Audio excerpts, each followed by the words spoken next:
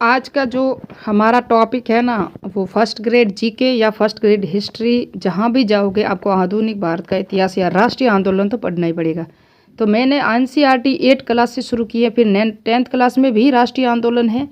और तो पहले स्टार्ट करते हैं, थोड़ी सी हमारी बेसिक बन जाएगा यहाँ से। हमारा राष्ट्रीय आंदोलन का संगठन जो 1870 के दशक से 1947 तक है, जबकि हमारे दिया हुआ है 1857 या 58 से लेके 1885 जहाँ कांग्रेस की स्थापना होती है। उसके बाद 1885 से 1909 जहाँ बंगाल का विभाजन होता है। फिर 1909 से इस तरह से 3-4 भागों में बटा हुआ है। लेकिन हमने एनसीईआरटी के अकॉर्डिंग पढ़ेंगे, फिर मैं आपको पूरे के पूरे नोट्स डिटेल से और 1-2 बार में दे दूंगी। लेकिन एनसीईआरटी के फैक्ट हमें जानना बहुत ज़रूरी है। तो पिछले अध्याय तो मैंने पढ़ा नहीं, मैंने यहीं से शुरू किया है, आपको सिर्फ हिस्ट्री के अकॉर्डिंग ही शुरू कर रही हूँ। ये जो था, पहले देखो रियासतों का अधिकरण कर दिया। भारतीय भू क्षेत्रों पर किसने किया था? अंग्रेजों ने कब्जा किया था। ये इसी कारण तो आंदोलन हुए थे। नए कानून, प्रशासनिक संस्थाओं की शुरुआत हो गई। किसानों और आदिवासियों की जिंदगी में बदलाव हो गया। इन्होंने भी आंदोलन करना शुरू कर दिया क्योंकि इन पर भी अंग्रेजों ने अत्याचार किया। जहाँ तक हम देखेंगे ना, तो ये राष्ट्रवाद किसके लिए हो रहा है पता है आपको? अंग्रेजों के खिलाफ। जहां हम देखेंगे 1857 से अंग्रेज शुरू हो जाएंगे। वैसे तो 1498 से हो गए थे। पुर्तगाल आए, डच आए, फ्रांसीसी आए, उन सब से लड़ते झगड़ते अंग्रेजों ने सबको तो बाहर कर लिया। लेकिन भारतीय जनता रह गई थी, भारतीय राजा रह गए थे। भारतीय भू क्षेत्र पर अधिकार करना था उनको, आर्थिक शोषण करना था। इसलिए ये सब जंग होगी तो वो होगी हमारी अंग्रेजों के साथ होगी। को यहाँ तक जहाँ तक हम देखेंगे, कुछ अंग्रेज उत्तरकालीन जो मुगल शासक है ना, उनके फिर खिलाफ तो हमारी जंग होगी, क्योंकि थोड़ी सी उनकी गद्दारी के कारण ही अंग्रेज यहाँ टिक पाए थे।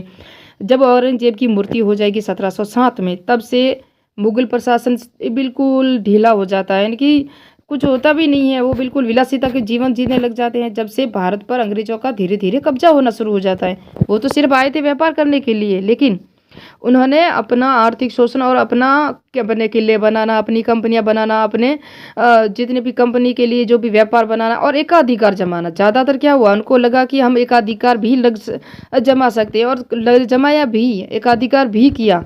लेकिन धीरे धीरे आप जो पढ़े लिखे लोग बन गए थे हमारे यहाँ, जैसे विपिन चंद्र पाल है, बाल गंगाधर तिलक है ना, वीर सावरकर है ना, जितने भी ये लाल बाल पाल, ये 3 है ना, ये उग्रवादी में आते हैं। और ये जाते थे ना अंग्रेजों की जो ऑफिस में, तो टेबल को पीट कर बोलते थे कि हमारा काम करना है। और जो उग्रवादी जो जाते थे ना, उदारवादी नेता, वो जो अपना काम करवाने अपनी फाइल लेकर जाते थे, तो वो दे के आते थे और हाथ जोड़ के कहते थे कि ठीक है, आज नहीं तो कल, कल नहीं तो परसों, धीरे धीरे ये हमारा काम भी कर लेना। जो भी फाइल है, संस्था की स्थापना है, जहाँ स्कूल कॉलेज बनाने हैं, कुछ कानून बनाने हैं। तो उग्रवादी नेता इसलिए कहे जाते थे कि वो अपना दबाव, जैसे तिलक है ना, बहुत खतरनाक थे। स्वराज मेरा जन्म सिद्ध अधिकार है, मैं लेकर रहूंगा, बहुत दबदबे से बोल रहे थे। और उन्होंने कहा था कि साल में एक बार मेंढक की तरह टर्राने से कोई शासन नहीं मिलने वाला, वो भी तिलक ने ही कहा था। और तिलक बहुत खतरनाक थे, और मैं तिलक से बहुत प्रभावित हूँ। तिलक की जो मराठा केसरी, उनके समाचार पत्र, गणेश उत्सव वगैरह जो उन्होंने, शिवाजी उत्सव की भी उन्होंने शुरुआत की थी। एग्जाम में बहुत बार प्रश्न आपने देखा होगा। ये सब क्या थी, बेसिक थी, तो थोड़ा सा मैं बता रही थी। लेकिन स्टार्ट तो हम करते हैं एनसीईआरटी से। फिर मैं डिटेल से पूरा बताऊंगी, तो तब 1-2 वीडियो बनाऊंगी, 2-2, 3-3 घंटे का, जिससे आराम से पूरी आपको बेसिक से जानकारी मिल सके। क्योंकि 1857 से पहले भी कुछ राजनीतिक संस्थाएं बनी थी जो राष्ट्रवाद के उद्देश्य में शामिल होने की कारण हुई थी। और उसके बाद 1857 में तो बहुत सारा विद्रोह हो गया। फिर भारतीय राष्ट्रीय कांग्रेस की स्थापना हो गई। फिर बंगाल का विभाजन हुआ तो जनता और परेशान हो गई। फिर और सविनय अवज्ञा आंदोलन, रॉलेट एक्ट आ गया, उसके खिलाफ हो गया। जो जनरल डॉयल की जो अत्याचार नीति, सब आगे, यानी कि आपको आधुनिक भारत ही पढ़ना है, प्रश्न यहीं से ज़्यादा आते हैं। तो ये सब, ये तो डिटेल है। भारत का मतलब यहाँ जनता, भारत यहाँ रहने वाले लोगों की वर्ग, रंग, जाति, पंथ, भाषा, जेंडर वाले तमाम लोगों पर ये देश और उसके सारे संसाधन, उसकी सारी व्यवस्था, उन सब के लिए इस प्रकार इस जवाब के साथ ये एहसास भी सामने आया कि अंग्रेज भारत में संसाधनों और यहाँ के लोगों की जिंदगी पर कब्जा जमाए हुए हैं। और जब तक यह नियंत्रण खत्म नहीं होता, भारत यहाँ के लोगों का, भारतीयों का नहीं हो सकता, यानी कि भारत हमारा नहीं हो सकता। ये चेतना 1850 के बाद बने राजनीतिक संगठनों में साफ दिखाई देने लगी थी। 1850 में क्या हुआ था, थोड़ी सी जानकारी दे दूं मैं आपको। तो बघाट को अंग्रेजों ने विलय की व्यापक नीति थी ना, व्यापक नीति या हड़प नीति के अकॉर्डिंग बघाट को मिलाया था, जो पहले पंजाब में था, बाद में उत्तरा हिमाचल प्रदेश में, अब वर्तमान में। 1870 से 1880 में दशकों में बने राजनीतिक संगठनों में भी चेतना और गहरी हो चुकी थी। इसमें से ज़्यादातर संगठनों की बागडोर वकील आदि अंग्रेज शिक्षक पेशेवरों ने में के हाथ में थी। अंग्रेज आदि ऐसे लोग थे जिन्होंने भारत की जनता का भी सहयोग किया था। मैं आपको बता दूं, जो हुम्स एलन ऑक्टेवियन हुम्स, जिन्होंने भारतीय राष्ट्रीय कांग्रेस की स्थापना में बहुत सारा सहयोग दिया था, वो पक्षी विशेषज्ञ भी थे। पूना सार्वजनिक सभा, पूना सार्वजनिक सभा कब हुई थी स्थापना, वेरी इंपॉर्टेंट है, आपको समझना है क्योंकि इसका कई बार परीक्षा में आता ही है। तो इसका मैं बता दूं आपको, पूना सार्वजनिक सभा की स्थापना 1867 में रानाडे महाराष्ट्र में हुई थी। महादेव गोविंद रानाडे जी इनका पूरा नाम था और इनको महाराष्ट्र का सुकरात भी कहा जाता है, जिन्होंने पूना सार्वजनिक सभा की स्थापना की थी। इंडियन एसोसिएशन है ना, इंडियन एसोसिएशन क्या था, इंडियन एसोसिएशन की स्थापना 1876 में हुई थी, सुरेंद्र नाथ बनर्जी ने की थी और किसके सहयोग से, आनंद मोहन बोस के सहयोग से की थी। और ये कब हुई थी और ये कहाँ पर हुई थी, कब हुई है तो मैंने बता दिया, 1876 में हुई थी और ये हुई थी कलकत्ता में। और पूना सार्वजनिक सभा वो महाराष्ट्र में थी। इस तरह से आपको याद रखना है। जैसे कि मैंने बता दूं आपको, ये भारत का मैप है, यहाँ महाराष्ट्र में पूना सार्वजनिक सभा, ये कलकत्ता, यहाँ कौन सा हुई थी, ये अभी मैंने बताया आपको। पूना सार्वजनिक सभा के बाद हुई थी इंडियन एसोसिएशन, उसके बाद है मद्रास महासभा। मद्रास महासभा कब हुई थी और कहाँ हुई थी उसको मैं बता दूं अभी आपको। उनको क्या कहा जाता है, उनको कहा जाता है राष्ट्रगुरु। क्या कहा जाता है, राष्ट्रगुरु भी कहा जाता है और बिना ताज के बादशाह भी कहा जाता है, ये भी याद रखना। 1884 में मद्रास महासभा की स्थापना मद्रास में हुई थी। मुंबई प्रेसिडेंसी जो 1852 में प्रथम राजनीतिक संस्था थी, मुंबई प्रेसिडेंसी है ना, वो प्रथम राजनीतिक संस्था भी थी। ये कुछ संस्था मैं इसके लिए बता रही हूँ। पुनः सार्वजनिक सभा के नाम को गौर से देखिए। सार्वजनिक का मतलब होता है सब लोगों या सबके लिए, सर्व सभी जनिक लोगों का, यानी कि सभी लोगों के लिए। इसके लिए बहुत सारे संगठन देश में खास हिस्सों में काम कर रहे थे, लेकिन वे अपने लक्ष्य में भारत के सभी लोगों का लक्ष्य बताते थे, यानी कि भारत के सभी लोगों का एक ही लक्ष्य था। जहाँ तक हम देखें, हमारा खुद का संविधान हो, हमारा खुद का देश हो, अंग्रेज यहाँ से चले जाए। और उनके मुताबिक उनके लक्ष्य किसी खास इलाके समुदाय वर्ग से लक्ष्य नहीं थे, पूरा देश के से।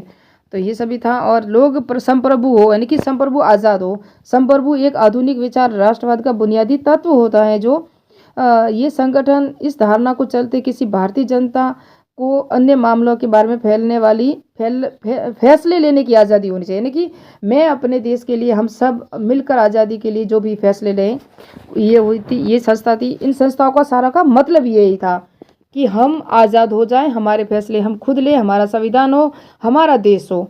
1870 से 1880 के दशक में ब्रिटिश शासन के प्रति असंतोष और ज़्यादा गहरा हो गया। 1878 में आर्म्स एक्ट पारित हुआ, जिसके जरिए भारतीय द्वारा अपने पास हथियार रखने का अधिकार छीन लिया। इनको ये लग रहा था अंग्रेजों को कि अगर इनके पास हथियार होगा तो ये आंदोलन करेंगे। तो इस एक्ट के जरिए इनके कहा कि जिसके पास भी हथियार वो जब्त कर दिए जाए। और साल वर्नाक्यूलर एक्ट पास इसी साल 1978 में ही हुआ था। कौन सा, वर्नाक्यूलर प्रेस एक्ट भी पारित किया, जिससे सरकार की आलोचना करने वालों को चुप कराया जा सके। इस कानून के प्रावधान ये था कि अगर किसी अखबार में कोई आपत्तिजनक चीज छपती है तो सरकार उसकी प्रिंटिंग प्रेस सहित सारी संपत्ति को जब्त कर सकती है। इसी के लिए आपको पता है, बाल गंगाधर तिलक ने मराठा और केसरी समाचार पत्रों में अंग्रेजों की आलोचना की थी, तो उनको पहली बार जेल भेज दिया गया था। 4 माह की जेल हुई थी उनको, क्योंकि उन्होंने भी कुछ छापा था। आपको पता है, वो आगे हम पढ़ेंगे जब मैं बताऊंगी तिलक को। तिलक का मैंने शायद वीडियो भी बनाया हुआ है। 1883 में सरकार ने इल्बर्ट बिल लागू करने का प्रयास किया। इसको लेकर काफ़ी हंगामा हुआ। विधेयक में प्रावधान किया गया कि भारतीय न्यायाधीश भी ब्रिटिश या यूरोपीय व्यक्तियों पर मुकदमे चला सकते हैं। अगर अंग्रेज भारतीयों पर मुकदमा चला सके तो भारतीय लोग भी अंग्रेजों पर मुकदमा चला सके। इसी कहते इल्बर्ट बिल था, उन्होंने जो अंग्रेजों ने लागू किया था, तो भारत सरकार भी यही चाहती थी। भारत के लोग, भारत की जनता, भारत के महापुरुष, प्रावधान किया भारतीय न्यायाधीश भी ब्रिटिश यूरोपीय मुकदमे चला सकते, ताकि भारत में काम करने वाले अंग्रेज और भारतीय न्यायाधीशों के बीच समानता स्थापित की जा सके। जब अंग्रेजों ने विरोध की वजह से सरकार को ये विधेयक वापस ले लिया, तो भारतीयों ने इस बात पर काफ़ी विरोध किया। घटना में भारत में अंग्रेजों के असली रवैये का पता चला। अब भारतीय लोगों को पता चलने लगा कि हमारे ये लिए तो कुछ नहीं, ये सब अपने लिए ही तो कर रहे थे। अंग्रेज क्या थे, अपने लिए ही तो सब कुछ कर रहे थे। क्या भारतीयों के लिए कर रहे थे? नहीं। ये रेलों की पटरियां बिछाना, ये शिक्षा में सुधार करना, ये पुनर्विवाह, ये सती प्रथा तो पता है आपको पुर्तगालियों ने की थी। क्योंकि हम अगर जो डेथ हो जाती थी, हमारे यहाँ विधवा होती थी महिला, तो उसके परिवार को कौन चलाएगा। और उनके कौन चलेगा। तो वो पुर्तगाली ये चाहते थे कि हमारा खुद का वर्चस्व यहाँ रह जाएगा। और नीडो डी कुन्हा था या अल्बुकर्क था कि यहाँ के लोग महिलाओं से विवाह कर लो, हमारी जो ज़मीनी जो प्रचार वगैरह है, ज़मीनी कब्जा भी हो जाएगा। इसलिए वहाँ से हुआ था। फिर यहाँ पर ये सब होने लगा, सती प्रथा पे, विधवा पुनर्विवाह है ना, हिंदू विवाह विधवा एक्ट, ये सब पारित हुए थे। तो कुछ हमारे भारतीयों ने सहयोग किया जो हमारे लिए था सही था, जो हमारे लिए सही नहीं था वहाँ भारतीयों ने विरोध भी किया। बेहतर ये जब हुआ, अब कांग्रेस की स्थापना होने लगी। देखो महसूस कीजिए, इल्बर्ट विधेयक के चाह में को गहरा और कर दिया जब 1885 में देश भर में 72 प्रतिनिधियों ने बम्बई में सभा करके भारतीय राष्ट्रीय कांग्रेस की स्थापना का फैसला लिया। अभी स्थापना तो हो चुकी थी ना दिसंबर 1885 में। इससे पहले क्या था ये, इससे पहले भारतीय राष्ट्रीय कांग्रेस 1885 में हुई थी। लेकिन मैं बता दूं कि दादा भाई नेहरू ने भारतीय राष्ट्रीय कांग्रेस का नाम रखा था। ये भारतीय संघ था पहले, उसके बाद नाम रखा था। और 1885 में एलन एक्टोवियन होम्स के सहयोग से भारतीय राष्ट्रीय कांग्रेस की स्थापना की गई थी। और दादा भाई नेहरू जी, फिरोज शाह मेहता, बदरुद्दीन तैयब जी, WC बनर्जी, सुरेंद्रनाथ बनर्जी, रमेश चंद्र दत्त और S सुब्रमण्यन अय्यर और अन्य प्राय जो बम्बई कलकत्ता के ही लोग थे, सब शामिल थे। नौरोजी व्यवसायी और प्रचारक भी थे। वे लंदन में रहते थे और कुछ समय के लिए ब्रिटिश संसद के सदस्य भी रहे। उन्होंने युवा राष्ट्रवादियों का मार्गदर्शन किया। सेवा नियुक्ति ब्रिटिश अफसर A.O. होम्स ने भी विभिन्न क्षेत्रों में भारतीयों को निकट लाने का अहम भूमिका निभाई थी, मैंने कहा ये। और ये रहे दादा भाई नेहरू जी की पुस्तक को याद रखना, poverty and un British rules in India, British शासन के आर्थिक परिणामों की बहुत तीखी आलोचना की थी कि भारत का जो देखो भारत का धन अंग्रेजों में इंग्लैंड जा रहा है, लेकिन वहाँ से आ क्या रहा है, तो हमारा क्यों जा रहा है। हम खुद उपजाऊ कर सकते हैं, हम खुद कारखाने वगैरह लगा सकते हैं।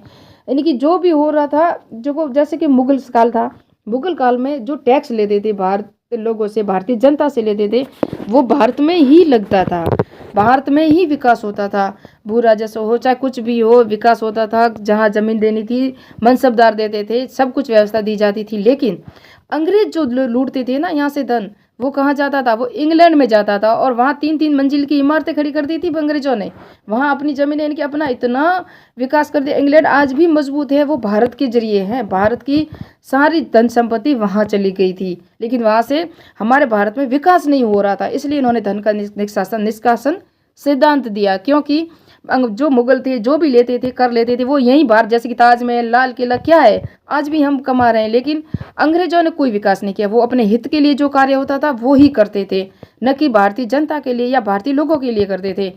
और फिर है देखो, ये कांग्रेस किसके पक्ष में बोलने का प्रयास कर रही थी, जनवरी 1886 में। वेरी इंपॉर्टेंट है, ये परीक्षा में कई बार आ चुका है कि द इंडियन मिरर नामक अखबार में लिखा था कि मुंबई में आयोजित प्रथम राष्ट्रीय कांग्रेस हमारे देश की भावी संसद की केंद्रक है और हमारे देशवासियों के लिए अकल्पनीय रूप से लाभकारी परिणामों को जन्म देगी, हमारे लिए यानी कि सही होगी। बदरुद्दीन तैयब जी 1887 में अध्यक्ष बने थे, किसके, भारतीय राष्ट्रीय कांग्रेस के। और कांग्रेस की संबोधित करते हुए कहा था इन्होंने कि यह कांग्रेस भारत के किसी एक वर्ग या समुदाय के प्रतिनिधियों से मिलकर नहीं बनी है, बल्कि यह भारत के सभी समुदायों की संस्था है। ये कोटेशन भी परीक्षा में आ सकती हैं। तो उभरता हुआ राष्ट्र पढ़ेंगे नेक्स्ट में, क्योंकि वीडियो बड़ा हो जाएगा, मेरे फ़ोन में एडिटिंग नहीं होगी। मैं आपको धीरे धीरे पाठ करके सारे NCERT और RBSE बुक से, और मैं आपको सारे डिटेल से सारे फैक्ट बताऊंगी जो परीक्षा में आते हैं, और इसी के अकॉर्डिंग। तो मिलते हैं नेक्स्ट पार्ट में, नेक्स्ट वीडियो में। मेरे चैनल को सब्सक्राइब कीजिए। नेक्स्ट पार्ट में यहाँ से शुरू होगा, अलग से मैं इसकी प्लेलिस्ट बनाऊंगी। भारत में जो राष्ट्रीय निर्वाचन आयोग उसका वीडियो बना लिया, भारत संघ लोक सेवा आयोग उसका वीडियो बना लिया, और मैंने आपको कितने दिए हैं, जैसे कि मानवाधिकार को अभी रह चुका है, और लोकपाल लोकायुक्त उप लोकायुक्त उसका भी बना दिया वीडियो मैंने, क्योंकि जो फर्स्ट ग्रेड जीके में टॉपिक है वो मैंने बनाए। ये फर्स्ट ग्रेड जीके में भी हैं, और हिस्ट्री के सेकंड ग्रेड में भी आता है, और फर्स्ट ग्रेड हिस्ट्री में भी आता है। ऐसा कोई एग्जाम नहीं जहाँ से ये सब नहीं पूछा जाता। मिलते हैं नेक्स्ट पार्ट में, नेक्स्ट वीडियो में।